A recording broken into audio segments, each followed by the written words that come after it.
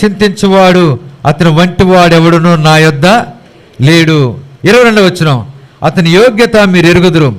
తండ్రికి కుమారుడు ఎలాగూ సేవ చేయనో అలాగే అతడు నాతో కూడా సువార్త వ్యాపకము నిమిత్తము సేవ చేసెను. అతని యోగ్యత మీరు ఎరుగుదురు.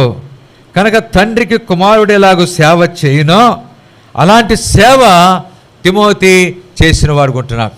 దీన్ని బట్టి చూస్తే ఫిలిప్పీ సంఘం గురించి, ఫిలిప్పీ సంఘానికి తిమోతిని గురించి పౌలు శ్రేష్టమైన సంగతి వ్రాశాడు.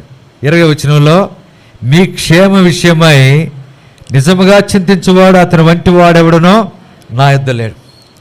ఈ వాక్యాన్ని చదివినప్పుడల్లా తిమోతిని జ్ఞాపకం చేసుకున్నప్పుడు నాకెవరు గుర్తొస్తారంటే ఎమరాలు గుర్తొస్తారు.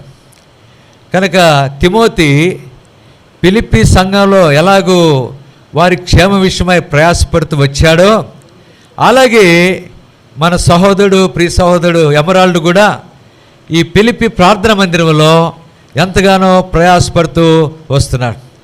చాలా కొద్దిమంది ఆయన ఎప్పుడో 14 సంవత్సరాల క్రితం ఇక్కడ పరిచర్య ప్రారంభించినాడు, బల్ల ప్రారంభించబడింది.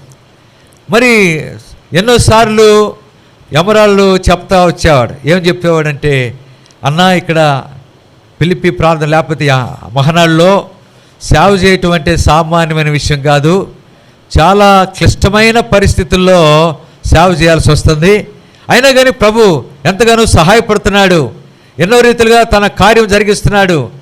ఏమాత్రం కూడా నిరాశ పడకుండా కొన్నిసార్లు మరి ఎంతో అధైర్యం ఏర్పడేదిగా ఉంటుంది, నిరుత్సాహం కలిగేదిగా ఉంటుంది. అయ్యో ఇంత ప్రయాసపడినా మరి ఆత్మలు రావట్లేదు అన్న రీతిగా మరి ఎన్నో